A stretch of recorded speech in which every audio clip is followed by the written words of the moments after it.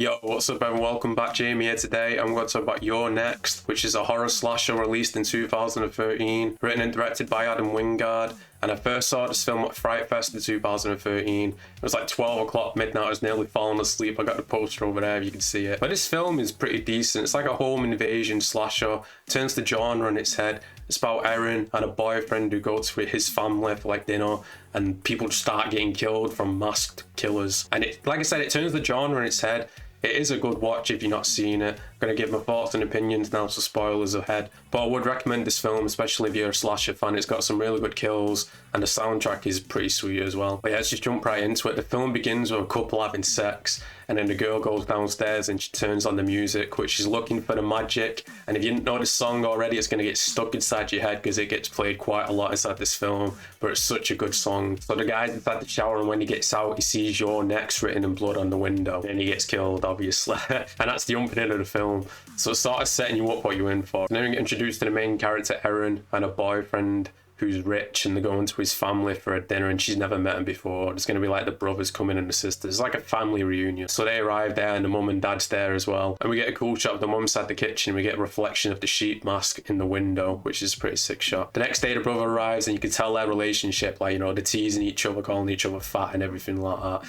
And you can tell they don't get along, which is a common theme throughout this film. So Erin, the main girl, gets sent next door to get some milk. And she still hears the Looking for the Magic song on repeat on the radio, but she didn't realise the guy's dead because no one answers the door, so she just leaves. The rest of the family arrive, and we get a dinner table scene, and this starts off nice, and it starts like, you know, confrontation starts, it starts heating up. Till Ty West, one of the directors inside this, goes to the window and he just gets shot with an arrow right through the head. The brother, who's like confrontational with Erin's boyfriend, he gets shot inside the back as well. And this is where the film starts turning it on its head, because Erin just immediately takes control of the situation. Like, you can tell she's the final girl, but she, you know, usually in horror they have to go through like traumatic experiences, but no, Erin's up for it straight away for reasons that we'll find out later. She gets them to use chairs as cover, so one by one they run past the window with the chair, and you know, the arrows can't shoot him. So this is what I like about Erin. Like, she's immediately just taking control of the situation. She's not panicking. So they all get to the front door, and they're debating like, should they run out the front door to the car?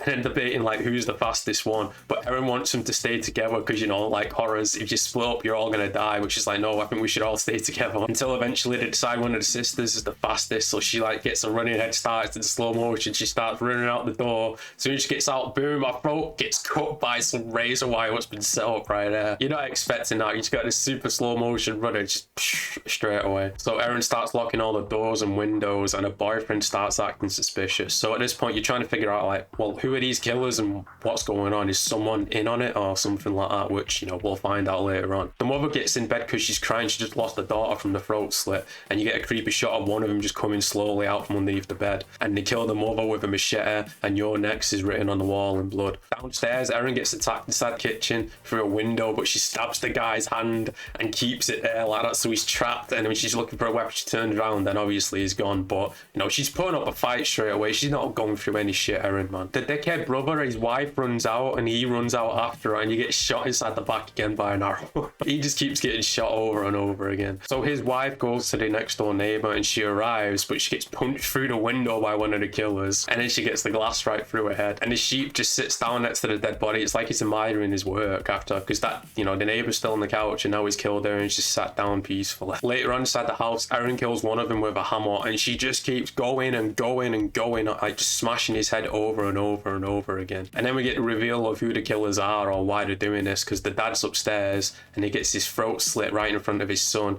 and his girlfriend, and they just don't care because they're the ones who are actually paying for these guys to come and kill the family for the family inheritance. Like, once they're all dead, they'll get the money. So they're literally killing off the family just for the money. That's some dark shit right there. So the guy with the sheep mask comes back downstairs, and he finds the body of Erin, who's just, you know, Erin's just killed one of them, and it's his brother. So he starts snapping out, you know, he's emotional. And then Erin and the guy inside, the guy with the arrow inside the back, chase him out of the house. Erin starts making traps, and she reveals that she grew up on a survivalist compound, and that's why she knows how to like survive and everything like that. A little bit like Laurie Strode in 2018 Halloween, but she didn't go through the murders. She just literally grew up with a bunch of survivalists They've taught her this from a young age. The Arrow brother is what I'm going to call him now, because he keeps getting shot with the arrow. He gets killed downstairs inside the basement by his brother, and he just keeps stabbing him with multiple things. He's like, why won't you just fucking die? It's hard enough already. Like I said, there's dark comedy inside this film. Erin gets chased upstairs, and she just immediately jumps out the window and just lands right down. Like I said, like, she ain't taking any shit, but she gets glass stuck inside her foot. Not inside her foot, inside her knee, so that affects her running, obviously. But she still runs back inside the house. One of them steps on the nail trap that she set up as well, and this is when we find out about the inheritance money and why they're getting paid, and he offers to pay him more. She throat punches one of them and starts like hiding, so they all chase after her, and then the sheep guy's limping because, you know, the nail trap. And you get a sick shot of her stood inside the window with the axe, is really good. And then she starts setting up the house for traps, really. We get a sim score, which is really sick, and she sets the axe up on the door, so it's going to come swinging down whoever opens it. She goes inside the basement and she starts breaking all the lights, and she also sets the camera up on flash, so that's the only source of light down there is each time the flash goes off. But she gets attacked inside the kitchen by her brother. Well, not her brother, you know, the brother of a boyfriend. There's quite a few of them, it's hard to keep up with. But she kills him with the blender, and the girlfriend with a knife, she just stabs the knife right through her head, so they're both dead inside the kitchen, and she just sat there, and all of a sudden you hear the phone ring from, you know, the dead brother's pocket. She picks up the phone, and it's a boyfriend, but a boyfriend doesn't know that she's alive. And he's like, oh, is it done? Did you kill them all?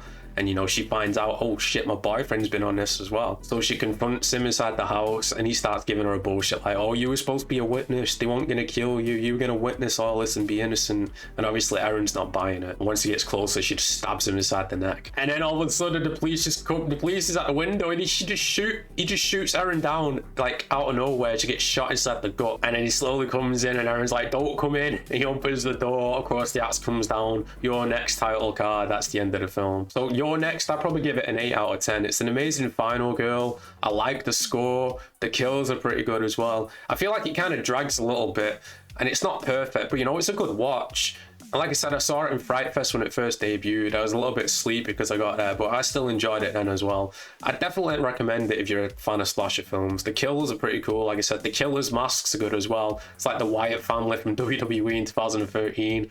But yeah, let me know your thoughts and opinions about Your Next if you've seen it. Next week, I'm going to review The Guest, another Adam Wingard film, so make sure you check that out. Make sure you like and subscribe if you're new. Until next week, peace out in a bit.